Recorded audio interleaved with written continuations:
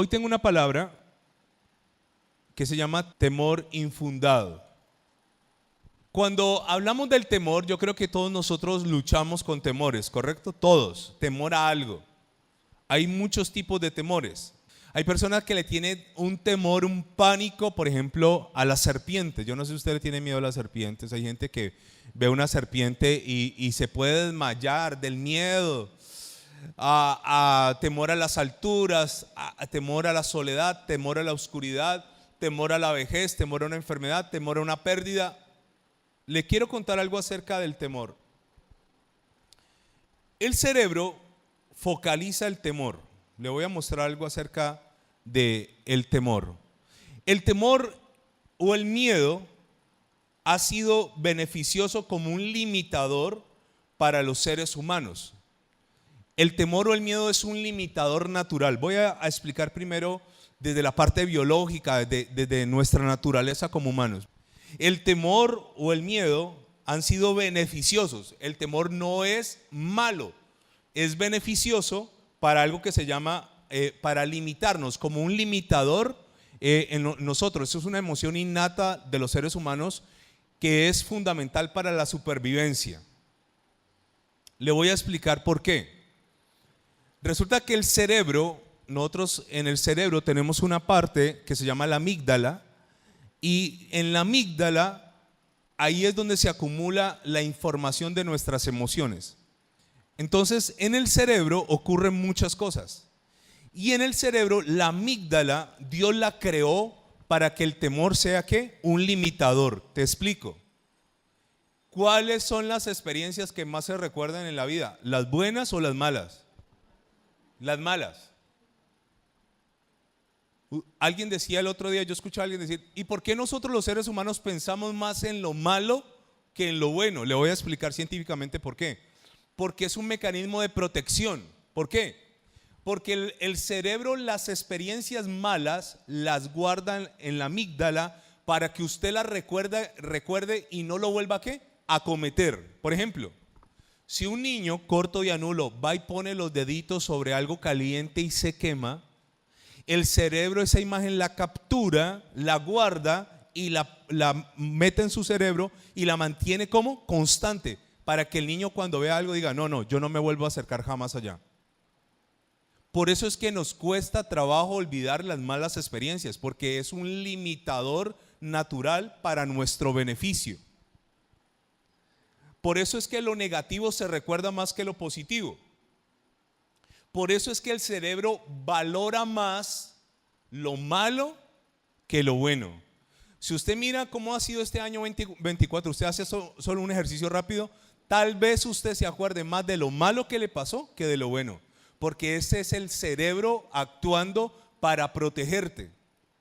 Dice una frase muy interesante, dice, si una persona ignora una oportunidad, puede lamentarlo, si usted ignora una oportunidad.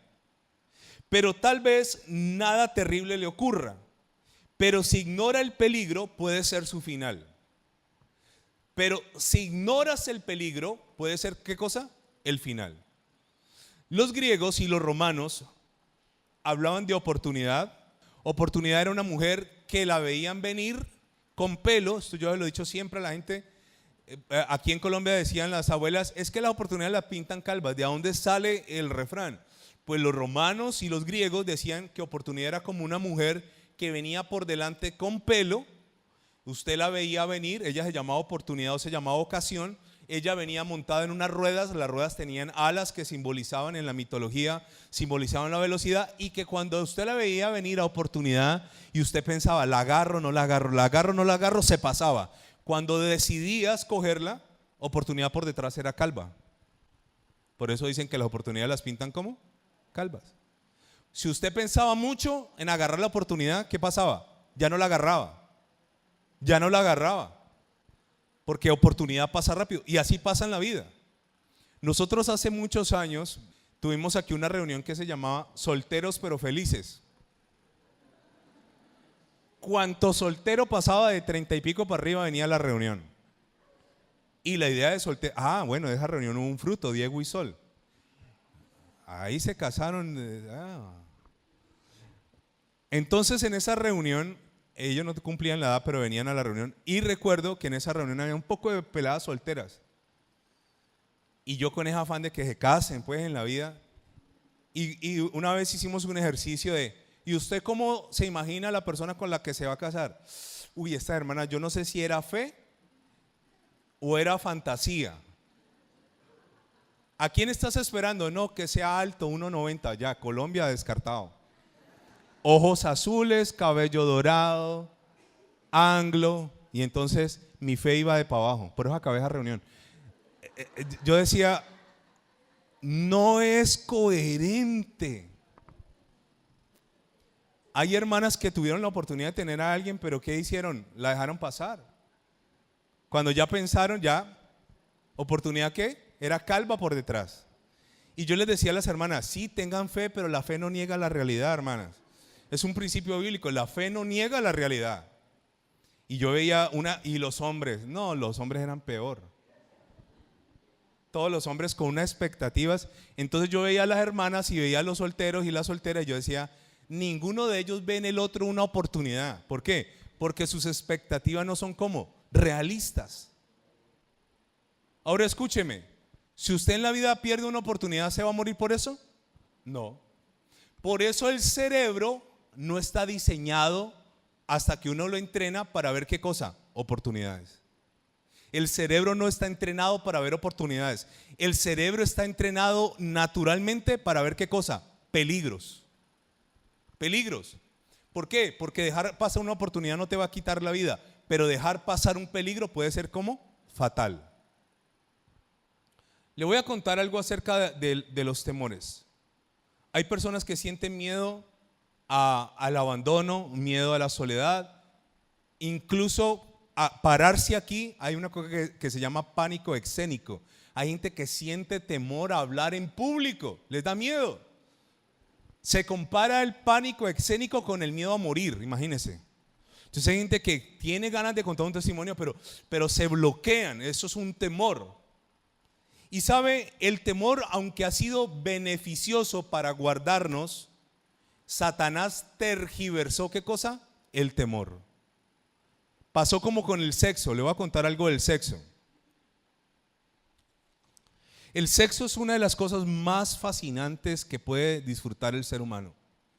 El sexo es una cosa re loca. ¿Quién hizo el sexo? ¿Quién hizo el sexo? Dios. ¿El sexo es bueno o es malo? Levanten la mano los que dicen que es bueno. Levante la mano los que dicen que es malo. El sexo es una cosa, pero hermosa, poderosa, preciosa, cuando se practica ¿dónde? Ah, ok. O sea que el sexo no es para estar practicándolo fuera, porque se llama como fornicación, y ahí sí es que malo. Y no es para practicarlo por fuera del matrimonio, porque se llama como adulterio y es malo. O sea que el marco legal para que el sexo sea maravilloso, ¿cuál es? El matrimonio. Y si usted tiene buen sexo con su esposa o con su esposo, el nivel más alto es cuando le dan las gracias, ¿no? Gracias. Eso es. Y el otro contesta y dice, de nada. Eso es. Bueno, no hablemos de eso acá porque hay mucho menor. Pero allí hay hermanos que son tan religiosos que tienen relación y la esposa, gracias, gloria a Dios. No, ¿cuál gloria a Dios? Entonces el sexo es bueno, pero el diablo ¿qué hizo? Lo torció. La pornografía no es el sexo de Dios. La pornografía es un asco. Y si usted le mete pornografía a su mente, usted está igual de sucio y de inmundo. Escúcheme, ese no es el sexo que hizo Dios. Ni coger la golpe, ni comprarnos un látigo, ni ver porno. Eso es una perversión. Dios hizo todo ¿qué? Limpio y puro. Pero el diablo ¿qué hizo? Lo torció, lo tergiversó. Entonces, ¿qué pasa con el temor? El temor es un limitador ¿qué? Natural. Lo necesitamos en algunos momentos sentir temor. El problema está cuando no son episodios, sino que es ¿qué? Todo el tiempo. Le voy a contar que hay una enfermedad que es difícil de pronunciar, se llama lipoidoproteinosis o enfermedad de Urbach-Wiendt, y es la enfermedad de niños que nacen, aquí está, niños que nacen sin temor. Esta es una enfermedad. Como el temor es un limitador, el temor te dice no te acerques. El temor te dice no te acerques. El temor te dice no toques ese animal puede hacerte daño. En la naturaleza, los animales de colores fluorescentes, verdes, amarillos, naranjas, son los más venenosos y los otros animales lo saben. Escúcheme. El temor es un limitador para protegerte. Pero curiosamente hay personas que nacen con esto y no sienten temor. Aquí en la iglesia hay alguien que tiene un par de hermanos y ella me contaba que esos de que eran niños se subían a partes altas y se arrojaban, no tenían temor. Les voy a mostrar unos videos este fue la semana pasada en Itagüí. Sí, que mírala, es que está parada, le gusta pararse ahí pegada a esa ventana, uno no sabe cómo fijaron esa ventana, parado en el filo. Muy bien, esa niña, hay un video supremamente largo, esa niña se sube, se baja, se agarra del marco, está como en un piso 10, 12, esa niña se resbala de allí, ¿qué ocurre? Se mata.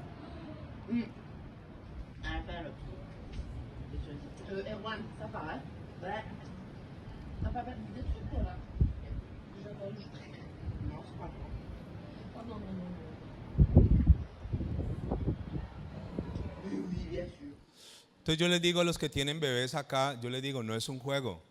Tenga cuidado ¿con quién? Con sus hijos. Lo natural es que un niño se asome a algo alto y que sienta temor, porque es un limitador natural, el temor es un limitador. Pero hay personas que no sienten ¿qué cosa? Temor. El temor es parte de nuestra naturaleza. El problema está cuando el diablo se aprovecha de nuestro temor y tergiversa el temor. Le voy a contar algunas cosas acerca del temor.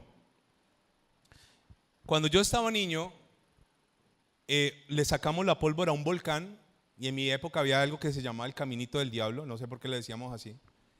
Y a todos los niños, éramos varios de la cuadra, y se nos ocurrió hacer un camino con la pólvora de un volcán, y alguien lo encendió con un fósforo. ¿Qué ocurrió? Cuando él prendió así, eso fue como un flash de luz. Cuando nos dimos cuenta, pelos chamuscados, todos quedamos viendo como chispitas así en los ojos. El que prendió eso, se quemó los dedos. ¿Eso qué produjo en mí? Temor. Y a partir de ese momento, la pólvora para mí, cero. Yo me alejo porque estoy usando el temor natural. ¿Sabe? El temor te sirve para escapar. Yo les he contado, yo iba con mi esposa hace unos años, el niño estaba muy pequeño, íbamos para el eje cafetero, nos íbamos de vacaciones y el carro no estaba polarizado. Paramos en un retén, en un peaje, y dos tipos en una moto de alto cilindraje nos empezaron a mirar. Mi esposa es súper observadora, ella tiene una memoria y el niño es así. Y los tipos nos empezaron a mirar, los vidrios eran claros. Yo estaba elevado pensando en el viaje, todo. Cuando Marcela me dice, mira que hay unos manes mirándonos, raros. Y yo volteé a mirar y sí, el Brian y el tal. Y yo dije, Dios mío, ¿y ahora? Ahora salimos nosotros y esos tipos detrás en una moto de alto cilindraje. Ambos eran grandes, gracias a Dios, como eran grandes, la moto no les daba para rebasarnos. Pero yo a lo que me daba mi carro, y hágale por esa carretera, y hágale. Y orándole al Señor, no sé cómo le logramos sacar como una cuadra de ventaja y nos salimos de la carretera principal, allí los perdimos. De ahí en adelante, ¿usted cree que yo no aprendí esa experiencia? Yo mantengo en la jugada ya. ¿Por qué? Porque el temor te ayuda ¿a qué? A recordar episodios de ¿qué? De dolor o episodios de peligro. Le voy a contar algo más. Usted sabe que en Estados Unidos nos tocó un tiroteo en una cafetería, en un centro comercial. Un tiroteo así de los que hay allá, que alguien coge un rifle y comienza a disparar. ¿Sabe? Cuando mi hijo llegó de allá, recién ocurrió eso, no le gustaba ir a centros comerciales. ¿Por qué? Porque su temor le decía, es un lugar de ¿qué? De peligro. Yo le decía, papi, es que allá y acá son diferentes. Por lo menos acá no sufrimos ese tipo de ¿qué? De violencia. Me han pasado muchas cosas, pero voy a contarle dos más. Cuando Gianmarco estaba muy pequeño, una de las primeras cosas que Gianmarco aprendió a hacer fue a nadar. Todo niño debe saber nadar. En Australia todo mundo nada. Entonces lo llevamos a las canchas panamericanas y allá hay unas piscinas como de 8 o 9 metros de profundidad. Y nos tocó una profesora de esas que tírelo que él no se ahoga. Y claro, uno de papá, mi único hijo, como que tírelo, y ella lo tiraba. Y ese niño, yo no sé, ellos dicen que flotan, ¿no? Pero el niño quedó traumado. Y el niño me dijo, no, yo allá no quiero volver, estaba muy pequeño. Entonces nos lo llevamos a una piscina, porque yo dije, si este niño no aprende a nadar, cuando sea un adolescente, un jovencito, no podrá ir al mar, no podrá ir con los amigos, necesita aprender a nadar. Entonces nos metimos a la piscina de nuevo con él durante días, él sentía mucho miedo, dale mi amor, tú puedes, dale, y aprendió a nadar. ¿Por qué? Porque el temor primero le estaba diciendo, no, el agua es peligrosa, pero él tenía que superar ese miedo porque tenía que aprender a nadar. Y creo yo que es de las cosas que más le gusta hacer en este momento. Y le voy a hablar algo del temor con la Biblia, porque tengo que hablarle la palabra en lo que queda del tiempo. La palabra del Señor me habla en Efesios capítulo 5, versículo 18, lo siguiente. Efesios 5, 18 es un pasaje muy interesante, porque nos dice, y esto va para todos nosotros, en diciembre no se toma licor, hermano, dígale al que está a su lado, en diciembre nosotros los creyentes no tomamos licor, dígale, no tomamos, que para bajar las galletas, no, con gaseosa. Dice la Biblia, no os embriaguéis ¿con qué? ¿Cómo es una persona cuando está ebria? ¿Una persona ebria controla sus movimientos? ¿Una persona ebria controla sus impulsos, sus emociones, sus actos? Una noticia que me impactó es que empezando diciembre un muchacho en la costa estaba borracho, tomó su vehículo, tiene 27 años, ese muchacho salió en su carro, atropelló como a 10 personas y mató a 6. Matar a 6 personas borracho. Wow, se tiró la vida, hermano. Se la tiró. Y le tiró la vida a un poco de familias, porque no podía conducir. Un ebrio no puede conducir. No es que yo estoy entonado y yo manejo hace 30 años. No, hermano, no. El licor anula ciertas funciones del cerebro, escúcheme. Y la Biblia dice, no se embriaguen con vino. Y luego dice, en lo cual hay disolución. Antes bien, sed, ¿qué dice? Llenos. Le voy a explicar algo de la palabra lleno. Dice llenos del Espíritu. Espíritu con E mayúscula es Espíritu Santo. La palabra lleno, yo cuando comencé en las cosas del Señor, yo decía, órale al Espíritu para que te llene. Y yo decía, ¿cómo así que me llene? Llene. Y yo me imaginaba como derramando algo en mí. La palabra cuando dice lleno es controlado. La palabra lleno es controlado. Cuando el Espíritu te controla momento a momento en tu vida, cuando el Espíritu te guía desde la mañana hasta la noche, tú eres una persona llena del Espíritu Santo. Así como el licor controla a una persona y lo embriaga, el Espíritu Santo controla a una persona y lo llena. Escúcheme, pero asimismo el temor llena a la gente y la controla. Hay gente que no está llena del Espíritu Santo, está llena ¿de qué? De temor. Mi esposa tenía miedo a las alturas cuando yo la conocí. Y yo le he hecho todas las terapias de choque para que le pierda miedo a las alturas. Y recuerda uno en el Parque del Café, en una cosa que llamamos canopy, que uno se tira por una cuerda, una tirolesa. Y ella era, no, yo no me tiro, no, yo no me tiro, no. Y si eso se revienta y se cae, uno sí. En ese momento que está operando el temor, la glándula te está diciendo pilas, estás a tantos metros de altura, no va a quedar nada. Y recuerdo que yo me tiré primero, son 5 tiradas, después de que usted tira la primera no se puede devolver, hay que hacer las 5. Y me tiré la primera y yo le dije al tipo que me recibió, Cuidado que de pronto ella viene desmayada, le dije. Ella de pronto, si usted la ve que ella viene así como de lado, viene desmayada. Mire este video que me ha gustado, me he reído con este video. Vamos, doutor. Bora, cabelo, vai.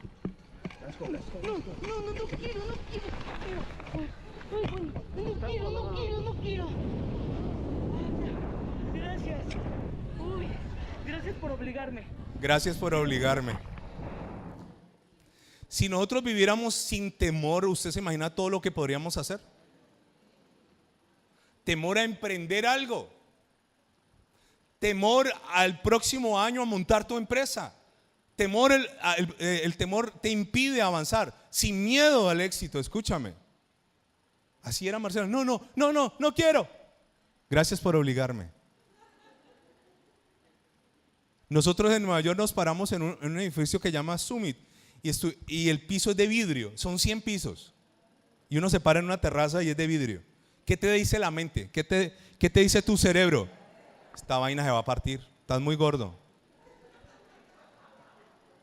¿Usted quién cree que ha estado conmigo parado 100 pisos mirando para abajo ahí? Marcela. Yo no le fomento a nadie el temor, escúcheme.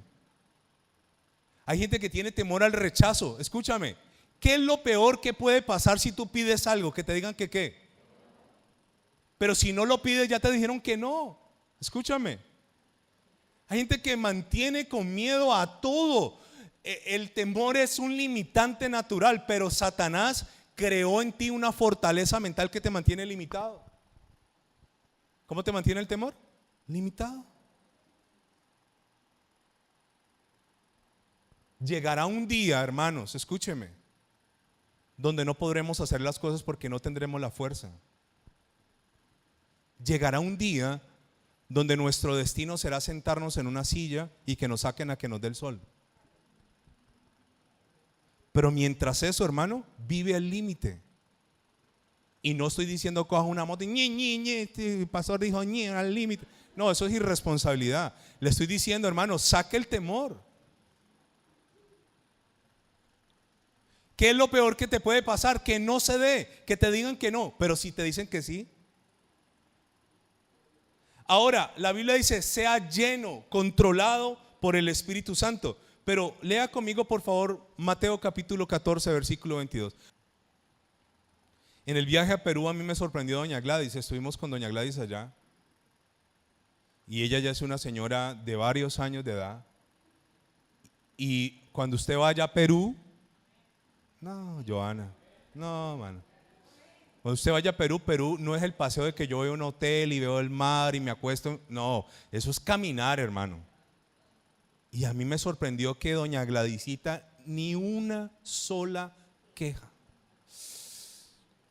Doña Gladys, hay que subir, hay una cosa que se llama Pisac, 3000 y punta de metros. Vamos, al paso de ella, pero vamos. Doña Gladys, es que la buseta nos recoja a las 2 de la mañana porque hay que, hágale. A veces estamos llenos de ¿qué cosa? Limitantes. El temor es un limitante natural. ¿Es bueno o es malo? Es bueno. Pero si está lleno de temor, ¿es bueno o es malo? Es malo. Y mire este pasaje. Enseguida Jesús hizo a sus discípulos entrar en la barca e ir delante de él a la otra ribera, entre tanto que él despedía a la multitud. Piensa en el cuadro. El Señor está predicando, le dice a los discípulos, no muchachos, súbanse en la barca, hágale, yo los alcanzo. Pero Señor, pero es que vamos a pasar al otro lado, Señor, hágale, yo los alcanzo. 23. Despedía a la multitud. ¿Qué hizo Jesús? ¿Subió a qué? Secreto de todo creyente imitando a Jesús. 1 hora antes, durante y después de cualquier actividad importante. ¿Qué está haciendo Jesús después de haber predicado y haber hecho tantas cosas? ¿Qué hizo? Fue al monte a orar aparte. Y cuando llegó la noche estaba allí solo. Y ya la barca estaba en medio del mar. O sea, piense, ¿dónde está el Señor? En tierra. Piense, ¿dónde está la barca? En el mar. Y la barca estaba siendo azotada por las olas porque el viento era contrario. ¿Qué produce las olas? Muy bien, el viento. ¿Qué había en ese momento? Mucho viento. ¿Y qué más había? Muchas olas. Versículo 25. Mas a la cuarta vigilia de la noche, ¿cuál es la cuarta vigilia? Primera vigilia de 6 a 9, segunda de 9 a 12, tercera de 12 a 3 y la cuarta de 3 a 6. Eran más o menos las 3 de la mañana, las 4 de la mañana. Jesús vino a ellos andando sobre el mar. Muy bien, pensemos. Estamos en una barca, estamos remando. La gente antes no tenía motores fuera de borda, la gente tenía que remar o usar las velas. No se podían usar velas en una barca porque había mucho viento. Estamos remando, estamos cansados, no avanzamos, estamos en medio de la oscuridad y de pronto de lejos vemos una silueta que parece un ser humano que viene caminando sobre las aguas. ¿Qué es lo que te dice tu cerebro? ¿Qué es lo primero que va a venir a tu mente? ¿Qué es un qué? Fantasma. Antes a nosotros, los que somos de la generación mía, generación guayaba, a nosotros las mamás o las abuelas disfrutaban traumándonos con cuentos de miedo, ¿no? Entonces uno le contaban, ¿no? Y uno se iba por una finca, no, que el duende, que las trenzas en los caballos, las trenzas en el pelo. Ay, usted tiene pelo largo, ay, el duende, y no sé qué. Los muchachos de ahora que no tienen ni padre, ni madre, ni perro que les ladre, se trauman solos viendo películas de terror. Entonces consumen. Satanás le gusta que usted consuma ¿qué? Cosas de miedo, hermano. ¿Dónde uno se acuerda de las historias de miedo? Cuando fue la luz. Eso es automático. Te quedaste solo y automáticamente todo lo de miedo aparece porque el cerebro detecta un peligro que no es real. Y mire los discípulos lo que hacen. Versículo 26. Y los discípulos, viéndole andar sobre el mar, note esta palabra, se turbaron, se asustaron, diciendo, ¿qué dijeron los discípulos? Vengan 6 hombres acá rápidamente, por favor. Muy bien, ustedes siempre me ayudan a mí a que recreemos una historia. Carlos siempre está ahí. Mírele esa cara y esa pinta de rudos. No, nosotros como sociedad sí hemos caído muy bajo, de verdad que. De hecho esto es tan impresionante que los hombres de antes tenían mandíbulas anchas. El estereotipo de los hombres de antes, ¿cómo eran sus mandíbulas? Anchas. ¿Por qué? Porque masticaban raíces y la comida no estaba blanda ni pita. Ay, me la metiste en la pitadora, amor. ¿Ah? Todos nosotros ahorita con abdominales, chocolatina derretida. El hombre antes iba al supermercado, ay, la tarjeta y compra. No, ¿cómo tenía que conseguir la comida? Cogía un cuchillo, cogía una flecha, cogía un arco a matar, hermano. Vaya, lléguele a la mujer de antes que no habías casado. Entonces el Señor tenía varios discípulos. Dentro de esos tenía incluso un celote que era un tipo de izquierda, ¿no? Y tenía a Pedro. A mí Carlos me parece mucho a la forma de ser de Pedro. No, un personaje que yo admiro mucho. ¿Cómo eran estos hombres? Recios. Entonces ustedes hagan de cuenta, imagínense, todavía tienen imaginación, que van en una barca remando todos. ¿Ustedes vieron la película 300? Ok, van remando. Con caras de hombres, pues remando contra el viento.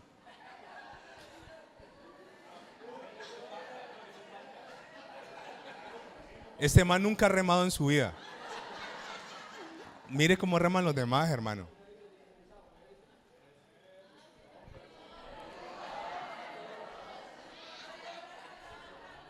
Esa barca estaría dando vueltas así. Porque si todos reman para un sentido diferente. Entonces, nosotros los hombres, ¿sí o no, Carlos? Nosotros animamos a los demás. ¡Vamos! Como en el fútbol, ¿no? Muy bien. Entonces, usted, Pedro, usted, vamos con ánimo, rememos. Porque es que tienen que pasar.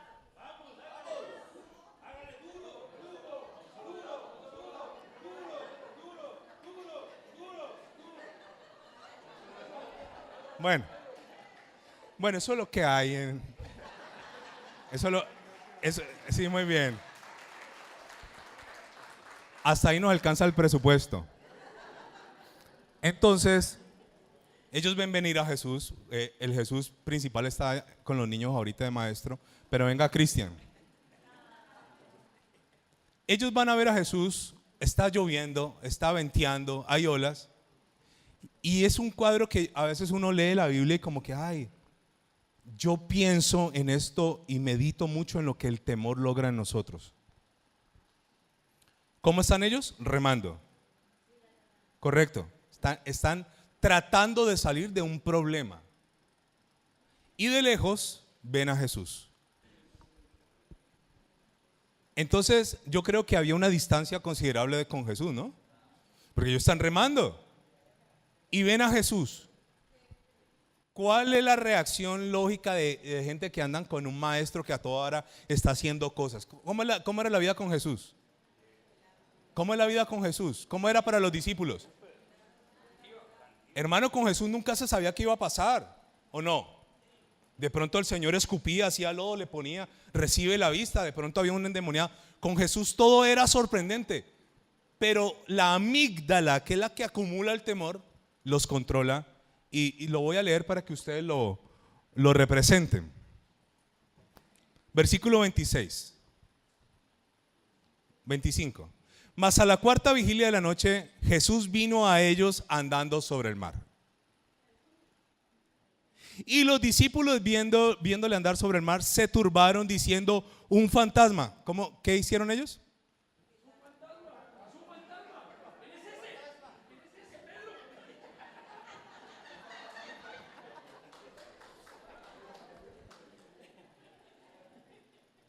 Cuando viene un fantasma y usted está en una barca, no hay para dónde correr.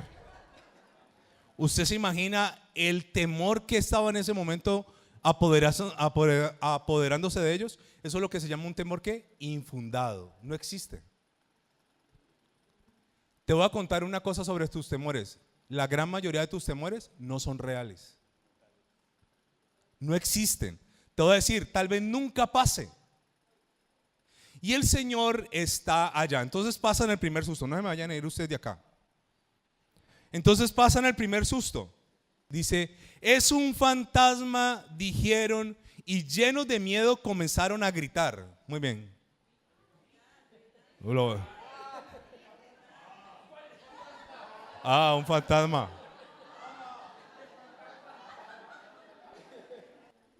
Estos hombres eran hombres como recios, hermano. Pero ¿qué produce el temor? El temor doblega hasta la gente más dura. ¿Por qué? Porque esa es la finalidad del temor. Ahora, ¿sentir miedo a un fantasma es lógico? ¿Por qué mejor? No es lógico. ¿Por qué mejor no siento que es un fantasma, no pienso? ¿Por qué mi mente, por qué se predispone a lo malo por encima de qué? De lo bueno. Ay, no llama. No, eso fue que migración. No, hermano.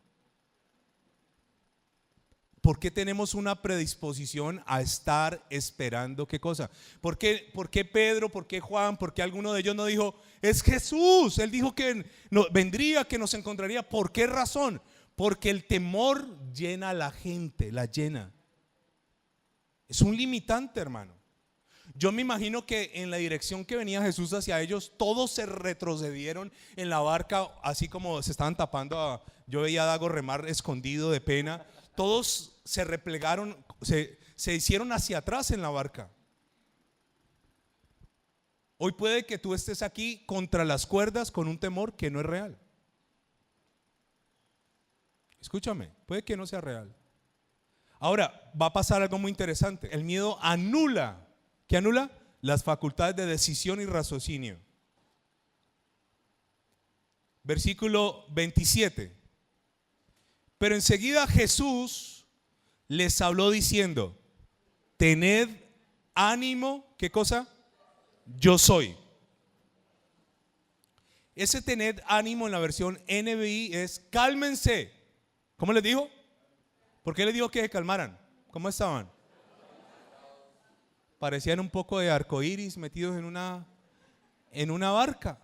llenos de miedo, gritando. Le dijo, cálmense, yo soy. Le digo, tened ánimo, yo soy. Y luego le dijo, ¿qué? No temáis. Ahora Pedro va a hacer algo muy interesante. Entonces le respondió Pedro y le dijo, Señor, ok, yo quiero que usted aprenda cuánta distancia necesito yo para hablar con alguien en medio de una tormenta. Venga, Jesús. Jesús no puede estar allá porque no nos oímos. Ok. La distancia entre Pedro y Jesús era mínima. Era mínima. Ahora Pedro, que me fascina el ímpetu de Pedro, Pedro deja a un lado el temor y Pedro ve una posibilidad de hacer algo que nadie nunca ha hecho. Caminar sobre ¿qué cosa? Para que esto ocurra, Pedro tiene que anular su temor natural, su limitante que está en su amígdala. Escúcheme. Para yo poder dar pasos de fe, yo tengo que anular el temor, porque si el temor está allí, el temor y la fe no pueden coexistir, no son compatibles. ¿Tuvo miedo al principio Pedro? Sí. Pero Pedro logra controlar el temor y decir, ¿y qué tal si sí es el Señor y yo puedo hacer lo mismo? Y mire lo que sigue el pasaje. Le dijo Pedro, Señor, y esto es poderoso, Señor, si eres tú, ¿qué implica lo que le está diciendo? Si eres tú, ¿es qué? Una duda. Si eres tú, una pregunta. Si eres tú, manda. Esto es muy importante, amigos. Una cosa es que yo vaya y otra cosa es que a mí me envíen. Cuando una persona me dice, me voy a casar, yo le digo, ok, ¿tienes una palabra de parte de Dios? ¿Dios te dijo? Pastor, me voy a ir a vivir a otro país. ¿Dios te dijo? Voy a empezar una empresa. ¿Tienes una palabra de parte de Dios? Me voy a ir de la iglesia. ¿Tienes una palabra de parte de Dios? Si tienes una palabra, camina sobre la palabra. Pedro no salió de la barca hasta que no hubiese ¿qué cosa? Una orden. ¿Una qué? Una palabra. Si Jesús lo dice, las aguas me van a soportar a mí.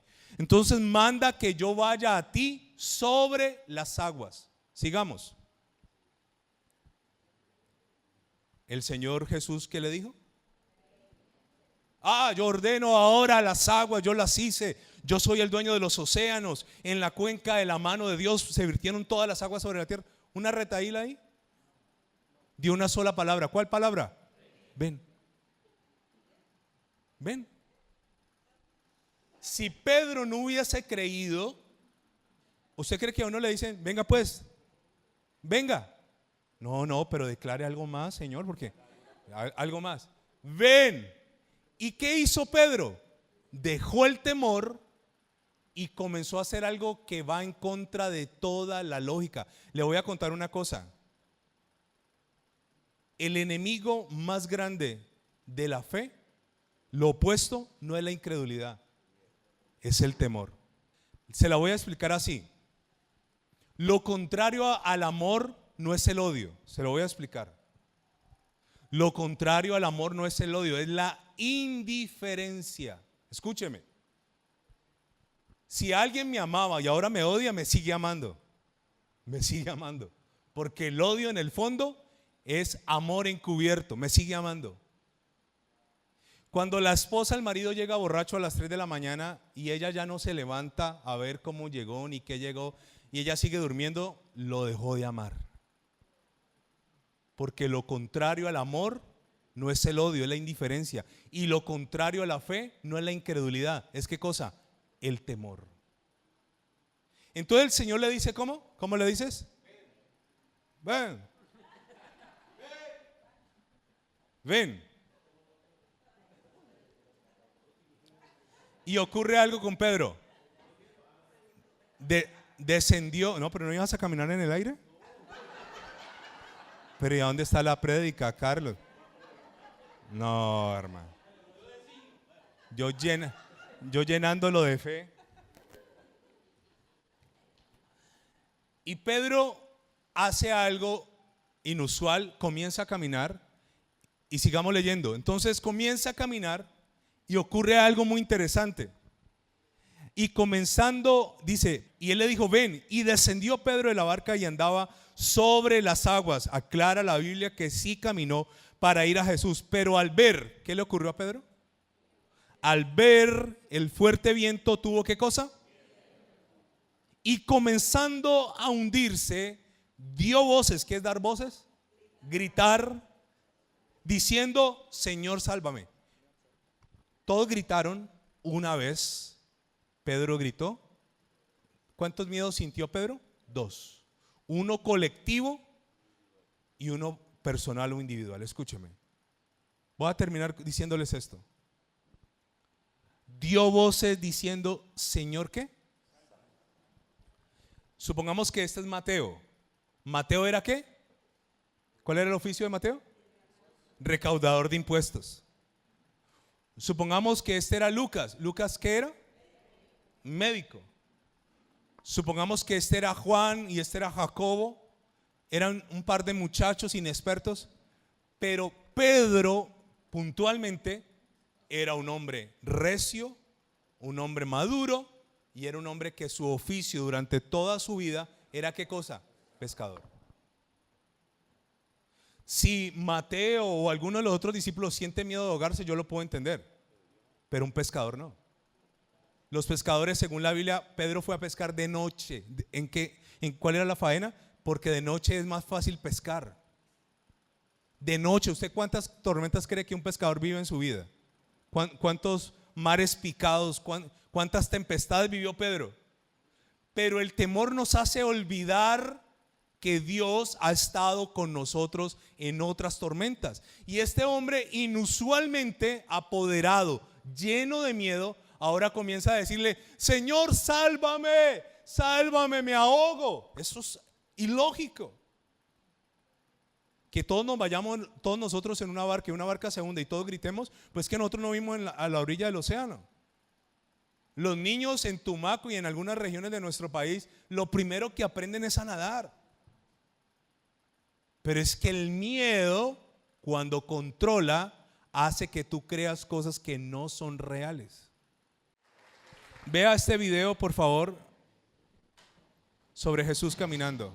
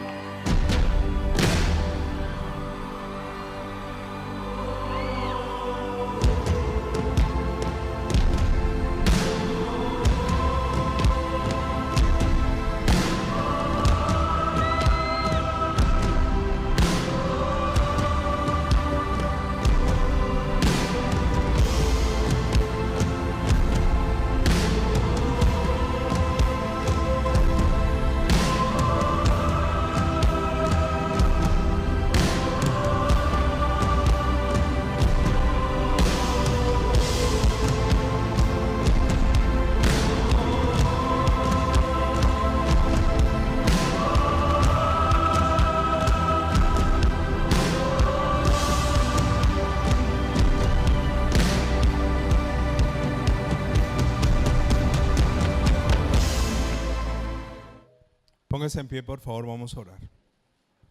¿Qué ahoga a una persona si sabe nadar? El miedo. Dime por qué si uno sabe nadar flota sin moverse y cuando no sabe se hunde. El miedo pesa. Una persona que se está ahogando solo tiene que relajar su cuerpo y flota. Pero ¿qué hace el miedo? Lo hunde, lo ahoga. Le invito a que cierre sus ojos allí donde está. Amado Dios, te damos gracias en esta hora de la mañana, te bendecimos, te exaltamos, Señor. Señor, creemos que tu palabra, Señor, es poderosa para cambiar cualquier cosa en nosotros, cualquier cosa.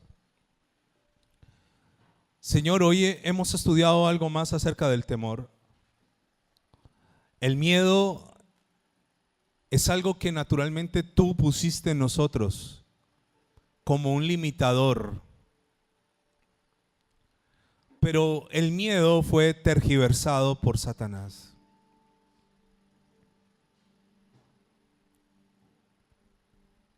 Satanás ha torcido lo bueno. Lo bueno, Satanás lo dañó. Y tal vez desde niños hemos recibido la información del temor, todo el tiempo. Temor. ¿Qué vas a viajar si no tienes con qué? Dice el temor, dice la familia. ¿Qué vas a montar un negocio si tú nunca has tenido ni una tienda, nunca has montado ningún emprendimiento? El temor te dice que no hay nadie para ti en la tierra, y eso es absurdo. Si en la tierra hay más de 7,000 millones de habitantes, ¿será que no hay alguien para mí? Pero el temor te dice que no. El temor te dice la enfermedad se va a poner peor. El temor con el que mucha gente hoy está viviendo a causa del gobierno que tenemos es: el próximo año será peor que este año en la economía.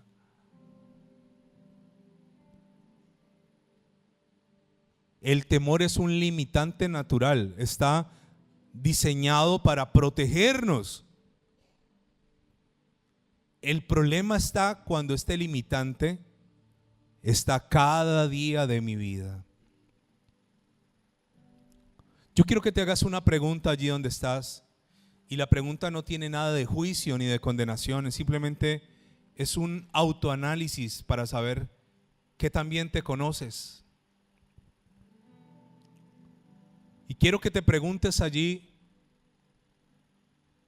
¿dónde estaría yo hoy si no tuviera tanto miedo en la vida? ¿Dónde estaría? Piensa por un instante qué lugares hubieras conocido si el temor no estuviera constantemente en ti. Temor a no poder pagar un crédito para viajar. Piensa por un momento cuántas veces el temor te hizo perder una oportunidad.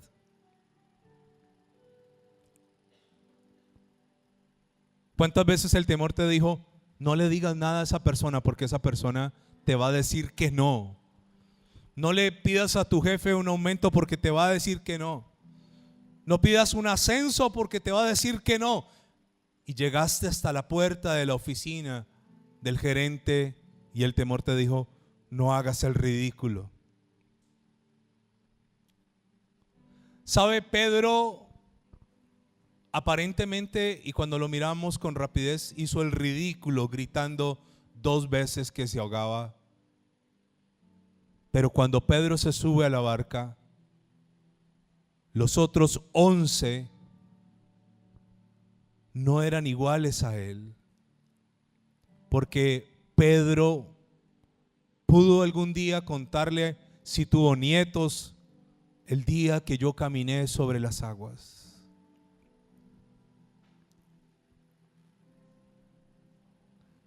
Cuando nosotros comenzamos aquí en la iglesia, todo estaba en contra y levantamos las manos al cielo y le dijimos: Señor, lo vamos a intentar.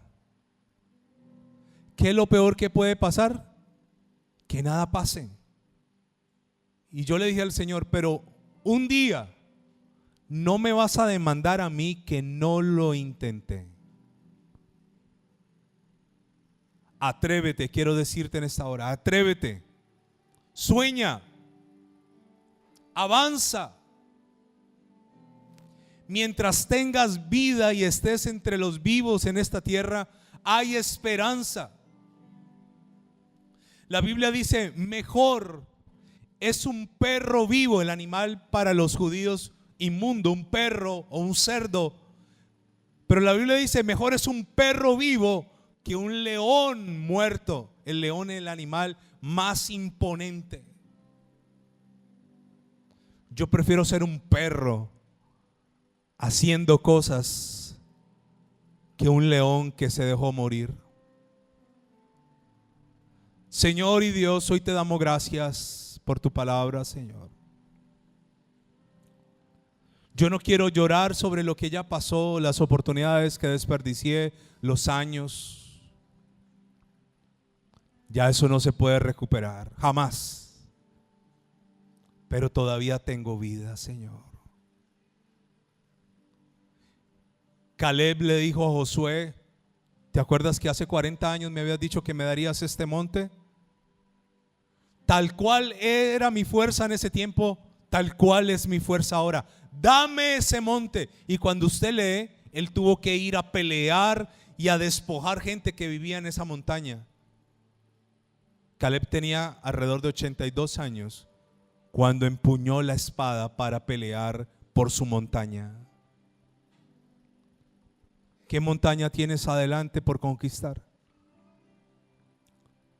¿Qué desafío tienes? Escúchame. Cuando en la vida no tenemos desafíos, no tenemos retos, cuando en la vida no nos ponemos metas, la vida se vuelve sosa, insípida, vacía. Sueña. Yo me imagino que el Señor, después de haberle dicho a Pedro: Pedro, ¿por qué dudaste? Pedro dudó no de él, sino de la palabra que Jesús había dado. Pedro dudó de una orden celestial. Y si Dios te ha dicho que te va a prosperar, no dudes, serás prosperado. Si Dios te ha dicho que te va a bendecir, no dudes, serás bendecido. ¿Sabe? A veces Dios le dice a uno: te voy a prosperar, y es cuando más escasez viene sobre la vida, porque así funciona. Cuando Dios te dice: te voy a dar a tu idóneo o tu idónea, es cuando más soledad experimentas, porque así funciona. Cuando Dios te dice: te voy a sanar de tu enfermedad, al otro día comienza el dolor a aumentar, porque así funciona. Porque Dios, ¿qué quiere ver en ti? La fe. Escúchame. La fe es la que mueve la mano del Señor. Pedro dijo: Señor, si eres tú, ordena, manda que yo vaya a ti sobre las aguas. Y el Señor dijo: ven. Y hoy el Señor te puede estar diciendo a ti: ven, camina sobre las aguas. Camina sobre las aguas. El secreto es: no mires las olas, no mires el viento, no mires la adversidad, no mires lo que está a tu alrededor, no mires la oscuridad. No escuches tal vez a los otros discípulos diciendo: te vas a hundir, Pedro. No, pon tu mirada en el Señor, míralo a Él. No quites tu mirada de Él, Él no está lejos. Yo recuerdo con este pasaje como le enseñé a caminar a mi hijo con mi esposa. Había que soltarlo y dejarlo, y en ese orden de ideas muchas veces se cayó y se golpeó. Pero si no se cae y no se golpea, no aprende a caminar. Si tú a un niño lo sostienes y no lo dejas caminar solo, el niño no aprenderá a caminar. El Señor estaba viendo a Pedro caminar sobre las aguas, y seguramente el Señor estaba diciendo: wow, este hombre está caminando por fe. Porque la lógica te dice que si uno se para en las olas, te hundes hasta el fondo. Este año 2025 caminaremos sobre las aguas si tú nos ayudas, Señor. Este año lo sobrenatural gobernará lo natural. Este año, Señor, si tú das la orden, podré avanzar y salir de la barca, Señor.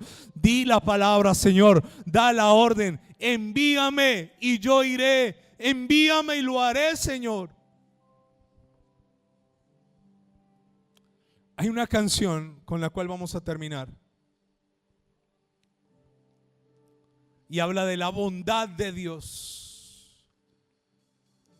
En el libro de Deuteronomio dice: y estas bendiciones te seguirán y te alcanzarán. Eso dice la Biblia. La bendición vendrá sobre ti. Tú no tienes que buscarla, vendrá sobre ti. La gracia de Dios no se trata de cuán malos somos, sino de cuán bueno es Él. Y lo que recibimos, lo recibimos porque Él es bueno y es bondadoso. Así que levanta tus brazos al cielo y dale gracias al Señor.